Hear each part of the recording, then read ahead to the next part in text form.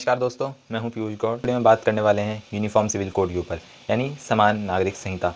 और ये जानने की कोशिश करेंगे कि इसको लाने से हमें क्या फ़ायदे होने वाले हैं और अगर इससे कुछ नुकसान हैं तो उस पर भी हम बात करेंगे। तो चलिए वीडियो शुरू करते हैं। पहले बात कर लेते हैं उस नुकसान की जो कि सभी ज़्यादातर नेता कह रहे हैं कि ये नुकसान होने वाला है, जो कि है कि इससे हमारे देश की संस्कृति, हमारे देश का कल्चर खतरे में आ जाएगा। तो ऐसा बिल्कुल भी नहीं है, क्योंकि यूसीसी ये बिल्कुल भी नहीं कह रहा है कि कल्चर को, अपने ट्रेडिशन को बदला जाए।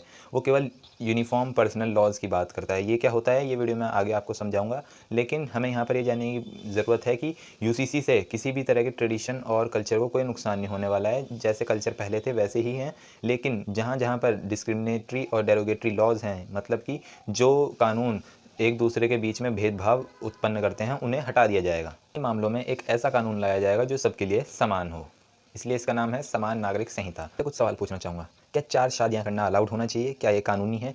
क्या बाल विवाह मतलब चाइल्ड मैरिज ये अलाउड होना चाहिए? क्या ये कानूनी है? और क्या देश में ऐसे कुछ लॉज, ऐसे कुछ कानून होने चाहिए जो एक दूसरे के बीच में भेदभाव करें? सभी का जवाब है ऐसा नहीं होना चाहिए। ऐसा कोई भी कानून नहीं होना चाहिए जो एक दूसरे के बीच में भेदभाव करे। ऐसे सारे डिस्क्रिमिनेशन वाले लॉज को हटा देना चाहिए। तो यही काम करने वाला है यूसीसी, कि ऐसे जितने भी कानून हैं जो भेदभाव करते हैं, डिस्क्रिमिनेशन करते हैं, उनको देश से हटा दिया जाए और एक यूनिफॉर्म पर्सनल लॉ लाया जाए। ये भेदभाव आखिर हो किस बेसिस पर रहा है? तो ये हो रहा है रिलीजन और जेंडर के बेसिस पर, जिसको अगर हमें अपने भारत को एक मॉडर्न और एक डेवलप्ड देश में बनाना है तो हमें ये बिल्कुल हटाना पड़ेगा। अब आगे चलते हैं। ये यूसीसी का ये सवाल आजकल ही नहीं उठा है, ये उठा है जब से हमें आज़ादी मिली है। मतलब जब हमारी कॉन्स्टिट्यूशन ड्राफ्टिंग कमेटी के मन में भी ये सवाल था कि यूनिफॉर्म सिविल कोड लाया जाए या ना लाया जाए, तो बहुत सारे मेंबर्स इसको एक फंडामेंटल राइट बनाना चाहते थे। लेकिन फिर जब सब मेंबर्स की सहमति से इसको directive principles of state policy में डाल दिया गया। इसका मतलब है कि जब भी सरकार कोई कानून बनाएगी या कोई पॉलिसी बनाएगी तो इस यूसीसी को ध्यान में रखकर उसे वो कानून बनाना चाहिए। हमारी अब की प्रेजेंट बीजेपी गवर्नमेंट, जो कि सेंटर पर रूल कर रही है, हमारे पीएम नरेंद्र मोदी जी,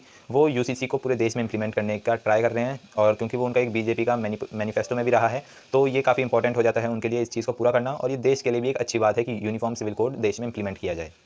सवाल उठता है कि यूसीसी को इंप्लीमेंट करने की ज़रूरत क्या है? तो मैं आपको इसके कुछ कारण बता देता हूँ। सबसे पहला कारण है आर्टिकल 14 राइट टू इक्वालिटी। ऐसे बहुत सारे कानून हैं जो अभी भी रिलीजन और जेंडर के बेस पर भेदभाव करते हैं, डिस्क्रिमिनेशन करते हैं। तो यूसीसी उन सारे कानूनों को हटाकर एक समान कानून लाया जाएगा, जिससे कि राइट टू इक्वालिटी जैसा कहता है वैसा हमारे देश में हो सके। यूसीसी के एनफोर्समेंट से, यूसीसी के लागू होने से हमारे देश में जो एक धार्मिक दीवार है वो हटेगी और सब लोग एक साथ अच्छे से रह पाएंगे।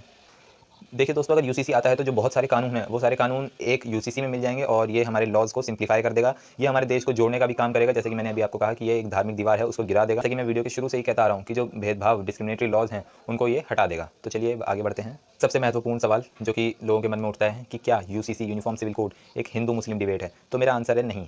यूसीसी केवल एक जरिया है उन लॉज को हटाने का जो कि लोगों के बीच में भेदभाव और अपमान उत्पन्न करते हैं। उन सब लॉज को यूसीसी हटा देगा और ये हमारे लिए ज़रूरी है कि हम यूसीसी को सपोर्ट करें। दोस्तों, हमारे सुप्रीम कोर्ट ऑफ इंडिया ने काफ़ी बार यूसीसी के ऊपर कमेंट किया है। जब भी उस तरह कुछ केस गए हैं, जैसे कि शाह बानो, शायरा बानो के जो केस गए हैं, उसमें यूसीसी ने, सुप्रीम कोर्ट ने कमेंट किया है कि सरकार को ट्राई करना चाहिए कि यूसीसी इंप्लीमेंट किया जाए, क्योंकि ये देश के लिए अच्छा है। देश की इक्वालिटी, यूसीसी इंप्लीमेंट होता है तो वो हमें अच्छे समाधान दे पाएगा जब भी किन्हीं दो धर्मों के बीच में कोई लड़ाई होती है, कोई धार्मिक विवाद होता है।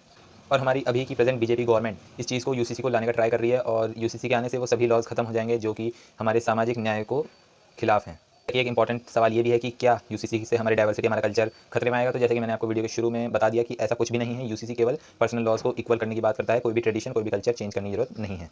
तो अब मैं ये कहना चाहूँगा आखिरी में कि अगर हमें भारत को एक डेवलप्ड और मॉडर्न नेशन बनाना है तो हमें जितने भी ये डिस्क्रिमिनेशन वाले लॉज हैं, इन सबको हटाकर एक यूनिफॉर्म सिविल कोड की ज़रूरत है हमें, और यूसीसी को इसलिए लाने की काफ़ी ज़्यादा ज़रूरत है। तो दोस्तों, ये थी आज की वीडियो। आशा करता हूँ आपको पसंद आया होगा। मिलते हैं अगली वीडियो में। जय श्री राम।